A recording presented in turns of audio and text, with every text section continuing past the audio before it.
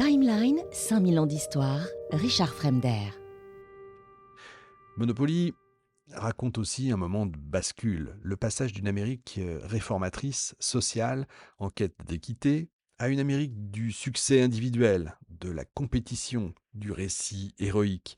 C'est un paysage culturel où le mythe prime sur la vérité, la réussite prime sur le collectif, la fortune est alors un horizon désirable. Et l'histoire réelle peut être réécrite si elle sert mieux le récit.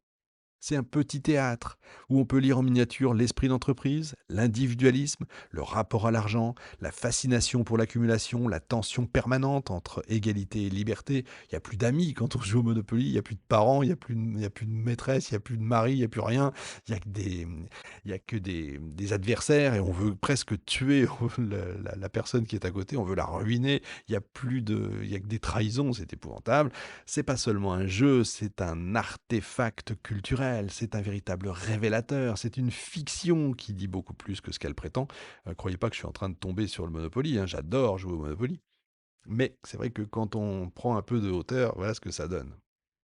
C'est que cette histoire, ce que cette histoire nous apprend en tout cas, c'est pas seulement que Lizzie Maggie a été effacée, c'est que l'effacement peut durer des décennies si le récit qu'il remplace est plus séduisant. C'est pour ça que les États-Unis ont donc préféré l'histoire de Darrow, parce qu'elle leur ressemblait, qu'ils ont oublié la personne qui les dérangeait le plus finalement. Mais il a fallu le travail des historiens, il a fallu un procès, et aux États-Unis ça fonctionne. Pas sûr qu'en France ça se soit passé de la même façon. Et grâce aux chercheurs, bah, la vérité a refait surface. C'est pour ça que je suis ravi de vous avoir parlé de cette histoire qui est quand même, à mon sens, une très belle histoire une très belle histoire de rentrée. Ce qui a été écrit peut être réécrit, ce qui avait été effacé peut être retrouvé. Je l'ai déjà dit, hein, les historiens savent tout. Quand on cherche, on finit par trouver. Monopoly, ce que j'aime, c'est aussi que ça raconte une Amérique qui aime ses mythes, mais où les mythes, tôt ou tard, rencontrent l'histoire. Et donc ça, c'est vraiment intéressant. Voilà. On vient de parcourir près d'un siècle d'histoires cachées, une enquête faite de détours, d'archives oubliées, de procès, de témoignages retrouvés, l'histoire d'un jeu que tout le monde croit connaître, et c'est ça qui est intéressant aussi, c'est que finalement on a tous les références de ce jeu-là, parce que qui n'a pas joué parmi vous au Monopoly? C'est pas possible, je pense que tout le monde a déjà joué au Monopoly, ce jeu qui est en réalité l'un des plus grands paradoxes culturels du XXe siècle, qui pourrait même rentrer dans un musée des paradoxes. Et avant de refermer le chapitre, je vais revenir à mon point de départ. Dans chaque boîte de Monopoly vendue pendant des décennies, vous savez, cette petite notice racontait la même fable, hein, je l'ai déjà dit. Un pauvre chômeur nommé Charles Darrow, inventeur du jeu génial, dans le sous-sol de sa maison. Parker Brothers, qu'il découvre, le publie, le sauve de la misère. Un récit parfait, trop parfait. Encore une fois, derrière cette histoire, il y a l'histoire d'Elizabeth Maggie. Mais c'est pas encore la révélation.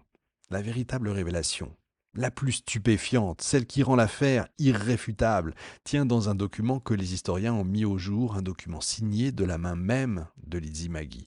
Un document que Parker Brothers avait soigneusement enfoui dans ses archives. Un document que l'entreprise avait racheté, non pour le célébrer, mais pour qu'il ne ressurgisse jamais. Ce document, c'est bien le brevet officiel de 1904, où on retrouve, j'insiste, le plateau carré qui ressemble déjà à celui de Monopoly, des cases à acheter, des loyers à payer, des chemins de fer, un passage qui donne de l'argent, un espace go to jail et même la structure du futur jeu. Ce brevet est signé Elizabeth Maggie Phillips et ne laisse aucune place au doute. Monopoly est bien la descendance directe du Landlord's Game. Cette feuille de papier jauni, oubliée, méprisée, réfute toute la légende officielle. Elle contredit chaque phrase imprimée dans les boîtes des années 30 à 1970. Elle réduit le mythe Darrow à ce qu'il a toujours été, une construction, un récit publicitaire, une fiction habile. C'est ça la révélation finalement, ce simple document déposé par une femme invisible, redécouvert 70 ans plus tard, qui renverse toute une mythologie industrielle. Voilà, c'était cette histoire que je voulais vous raconter. Donc la prochaine fois que vous jouerez à Monopoly, peut-être que vous repenserez à notre Lizzie, à cette femme de 1904 qui, dans un monde dominé quand même par les monopoles, a voulu montrer pourquoi ils étaient dangereux, ces fameux monopoles. Et Dieu sait que vous savez que je suis contre et ne peut être qu'être contre les monopoles. Et dont le jeu, ironie suprême, allait devenir le plus grand monopole ludique de la planète. C'est ça l'histoire, elle change les règles quand on s'y attend le moins. Les dernières petites choses juste pour vous faire sourire. Charles Darrow meurt en 67. Il ne verra pas en fait le procès. C'est pas ça qui doit vous faire sourire, bien sûr.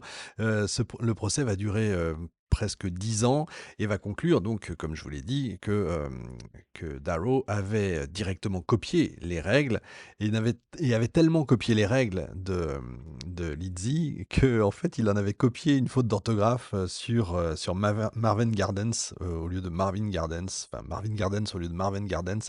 C'est complètement incroyable. Donc il est allé jusque-là, donc il y avait vraiment aucun doute. C'était étonnant que ça ait duré 10 ans, mais il fallait apporter preuve sur preuve sur preuve. Voilà, c'est-à-dire que la copie va jusqu'à copier les fautes d'orthographe. Je trouve ça absolument merveilleux. Salut à tous. Encore une fois, je vous souhaite une merveilleuse année 2026. À la semaine prochaine. Timeline, 5000 ans d'histoire, Richard Fremder.